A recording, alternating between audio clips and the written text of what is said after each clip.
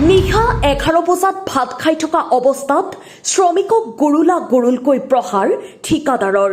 নাজিৰা গেলেকীত সংঘটিত হৈছে মানৱ সমাজক লজ্জিত কৰা এক ঘটনা।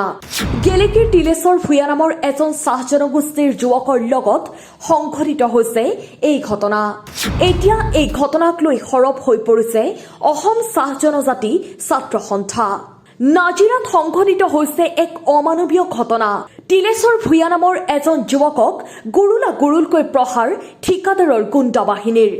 লাকুৱাৰ জনৈক চেতিয়া উপাধিৰ এগৰাকী মেনেজাৰৰ এই অমানৱীয় কাণ্ড। গুৰুলকৈ প্ৰহাৰ কৰে তিলেশ্বৰ ভূঞা নামৰ শ্ৰমিকজনক। ঘটনাৰ বিৱৰণী মতে গেলেকীস্থিত ONGCৰ DSA কলনীত বহু বছৰ ধৰি ঠিকাদাৰৰ অধীনত কাম কৰি আছিল গেলেকীৰ বহুকেইজন চাহ জনগোষ্ঠীৰ যুৱকে। কিন্তু হঠাৎ এক গোপন ষড়যন্ত্ৰ কৰি গেলেকী DSA কলনীৰ পৰা কেইজনমান শ্ৰমিকক লাকুৱাস্থিত DSA কলনীত কাম কৰিবলৈ স্থানান্তৰ কৰি লৈ যোৱা হয়।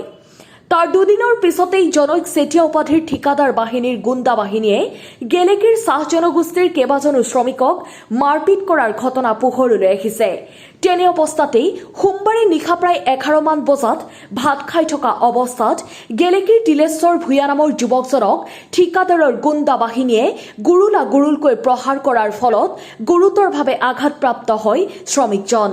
ইয়াৰ উপৰিও ঠিকাদাৰ আৰু মেনেজাৰে শ্ৰম আইন উলংঘা কৰি 16-17 ঘণ্টাকৈ কামত নিয়োজিত কৰা বুলি ভয়ংকৰ অভিযোগ উত্থাপন কৰিছে গুৰুতৰভাৱে আঘাতপ্ৰাপ্ত যুৱকজনে। ঠিকাদাৰ গুণ্ডাৰূপী বাহিনীৰ বিৰুদ্ধে ভুক্তভোগী তিলেশ্বৰ ভূঞাই এজাহাৰ দাখিল কৰাৰ কথা উমান পাই গেলেকী DSA কলনীৰ একেজন ঠিকাদাৰৰ এজন মেনেজাৰে এজাহাৰ নিদিবলৈ ভাবুকি প্ৰদান কৰে। অন্যথা তেওঁক চাকৰিৰ পৰা নিলম্বন কৰা হ'ব বুলি ভয় ভাবুকি প্ৰদান কৰে। উক্ত ঘটনাৰ খবৰ পাই লগে লগেই ভুক্তভোগী পৰিয়ালটোৰ ন্যায়ৰ স্বাৰ্থত থিয় হয় অসম চাহ জনজাতি ছাত্ৰ সন্থা গেলেকী উপশাখা। তিলেশ্বৰ ভূঞা নামৰ যুৱকজনক গুৰুলকৈ প্ৰহাৰ কৰা ঘটনাক সহজভাৱে ল'ব পৰা নাই আটছা গেলেকী উপশাখাই। সেয়েহে ঠিকাদাৰ আৰু প্ৰশাসনক 24 ঘণ্টাৰ সময়সীমা বান্ধি দিছে আটছা গেলেকীৰ উপশাখাই। 24 ঘণ্টাৰ ভিতৰত ভুক্তভোগী তিলেশ্বৰ ভূঞাক ন্যায় প্ৰদান কৰিব লাগিব, অন্যথা গেলেকীস্থিত ONGCৰ DSA কলনী অৱৰোধ কৰা হ'ব বুলি হুংকাৰ প্ৰদান কৰিছে আটছা গেলেকী উপশাখাৰ সভাপতি সঞ্জয় গোৱালাই। তিলেশ্বৰ ভূঞা এতিয়া মানে মই একো ব্যৱস্থা নাই, ট্ৰিটমেণ্টৰ কোনো একো কৰা নাই। তাৰমানে মই ভাত খাইছিলোঁ, মোৰ বিহেভ ভাত এটা মাতিলে কি ক'লে হেৰি নহয় কি ঢেঙৰ বঙালী জোঠা ধোৱা ভঙালী তই ধুবি বুলি ক'লে। মোক খং উঠিছিলে, কিন্তু মই হ'লেও সহ্য কৰি থাকিলোঁ। মই যেতিয়া পানী কাঁহীখন থৈ পিনে আহিছিলোঁ আৰু মোক লৈ পিনে সি গিলাচত পানী খাওঁতে মানে ঘোচা মাৰি দিলে। তাৰপিছত মই পৰি পিনে মূৰত এইডোখৰত দুখ পালোঁ। তাৰপিছত মুখত গুৰিয়ালে এচাত আৰু মুখত ঘোচা মাৰিলে, দাঁত 3টা হৈ গ'ল। কি নাম তেখেতৰ অসীম চেতিয়া। ক'ত ঘটনাটো ক'ত হৈছিলে? ঘটনাটো লাকুৱা। আপুনি প্ৰথমতে ক'ত কাম কৰিছে? মই কলনী DSA পৰা আমাক মানে ট্ৰেন্সফাৰ পঠিয়াইছিলে। কোনটো কলনী?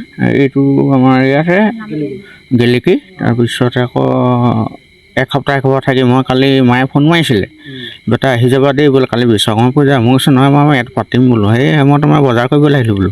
তাৰপিছত এটা গৈ পিনে আৰু একো নাই পোৱা আৰু এইটো 11টামান বাজিলে মানে ভাত খোৱা সময়ত আৰু কেইজন আছিলে আৰু 18 ঘণ্টা কাম কৰোঁ তাত। 18-17 ঘণ্টা কাম কৰোঁ, এনি টাইম ৰৈ থাকিব। গেলেকীত আকৌ আমি আকৌ 6 ঘণ্টা 7 ঘণ্টা কাম কৰোঁ। আপুনি মেডিকেল কৰাইছিলে? মেডিকেল কৰিলে থানাৰ পৰা গৈছিলোঁ, থানাৰ পৰা মেডিকেল কৰালে বেজি দিল। তাৰপিছত আকৌ এতিয়া আমাক লাকুৱাত পঠিয়াইছে মানে হেৰি দিবলৈ 1000খন তাত দিবলৈ 1000খন। আকৌ মেনেজাৰো কৈছে তহঁতি বোলে হেৰি নহয়, তহঁতি দুটাই চাকৰি যাব বুলি ক'লে হা। তাৰপিছত মই কৈছোঁ কেলৈ, মোৰ নিজৰ যিবোৰ কষ্ট পাইছোঁ মইহে জানিছোঁ বোলো, মোৰ নিজৰ ফালৰ পৰাতো মোৰ চেফটি কৰিব লাগিব। তাৰমানে কোন মেনেজাৰে? আমাক কিছুৱে মাতিছিলে, অচুকে লৈ গৈছিলে মোক বোলে হেৰি নহয় ব'ল মেনেজাৰটো চাম বুলি ক'লে।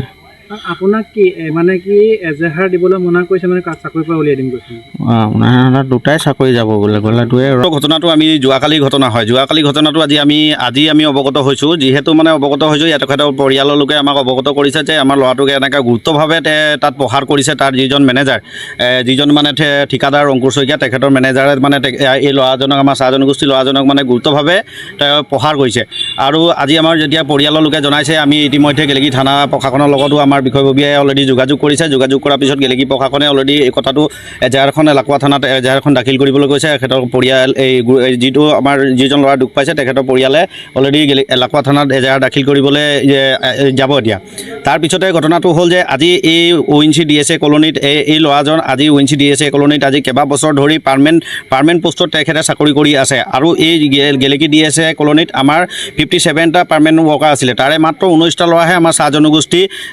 জনগোষ্ঠীৰ ল'ৰা ইয়াত চাকৰি কৰি আছে যিহেতু এই সম্পূৰ্ণ DSA কলনীটো আমাৰ বাগানৰ নিজা বাগানৰ মাটিত আমাৰ অলৰেডি এই DSA কলনীটো বহিছে কিন্তু আমি বাৰম্বাৰ আমি ইয়াত আৰ্টছাই আমি দাবী জনাইছিলোঁ যে ইয়াত আমাৰ গেলেকী থলুৱা ল'ৰাখিনিক ইয়াত নিয়োগ কৰক কিন্তু তেখেতসকলৰ ঠিকাদাৰজনৰ লগত কেইবাবাৰ আমি আলোচনাটো বহিলোঁ তেখেতসকলে ক'লে যে এই ল'ৰাখিনিক কোনোভাৱে আমি ইয়াৰ পৰা তেখেতসকলক ট্ৰান্সফাৰ কৰিব নোৱাৰোঁ আৰু তেখেতসকলক আমি কোনো ধৰণে চাকৰিৰ পৰা উলিয়াব নোৱাৰোঁ তাৰপিছতে আজি মানে তেওঁলোকে গোপনভাৱে ইয়াৰ পৰা গেলেকীৰ পৰা ল'ৰাখিনিক এটা কৈ 4টা 5টাকৈ ল'ৰাখিনিকে ইয়াৰ পৰা অলৰেডি ট্ৰান্সফাৰ কৰি আছে 4টা 5টাকৈ ল'ৰাখিনিক ইয়াৰ পৰা ট্ৰান্সফাৰ কৰি আছে তাৰে ভিতৰত আজি আমি গম পাইছোঁ যে এই আমাৰ যিখিনি ল'ৰাক 4টা 5টাকৈ ট্ৰান্সফাৰ কৰিছে তাত মেনেজাৰে ঠিকাদাৰে মানুহ লগাই মেনেজাৰৰ মানুহ লগোৱাই এই ল'ৰাখিনিক ডেইলি প্ৰহাৰ কৰিছে কালি মানে যিজন ল'ৰাক অলৰেডি প্ৰহাৰ কৰিছে বেয়াকৈ প্ৰহাৰ কৰিছে তেওঁ বহুত বেয়াকৈ আঘাতপ্ৰাপ্ত হৈছে আৰু আগতো আজি কেইবাদিনৰ আগতো মানে 4জন ল'ৰাক প্ৰহাৰ কৰিছে টোটেল এতিয়ালৈকে সৰ্বমুঠ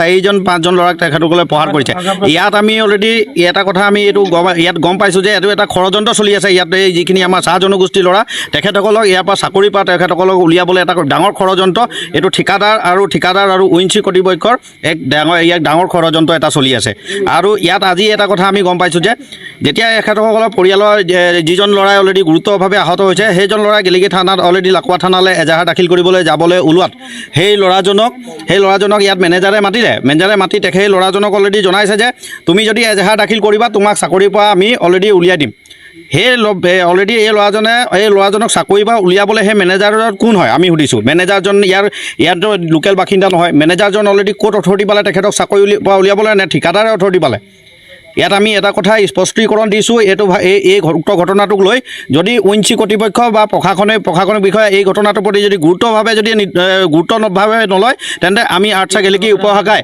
আজি যোৱাকালি আমি এক স্মাৰক পত্ৰ প্ৰদান কৰিম আৰু সময়সীমা 24 ঘণ্টা বান্ধি দিম অন্যথা 24 ঘণ্টা পিছত এই গেলেকী DSA কলনী আমি অনিৰ্দিষ্টকালীন কাৰণে আমি বন্ধ কৰিবলৈ আমি বাধ্য হ'ম নাজিৰাৰ পৰা দিলীপ হাজৰিকাৰ প্ৰতিবেদন নিউজ 24 অসম।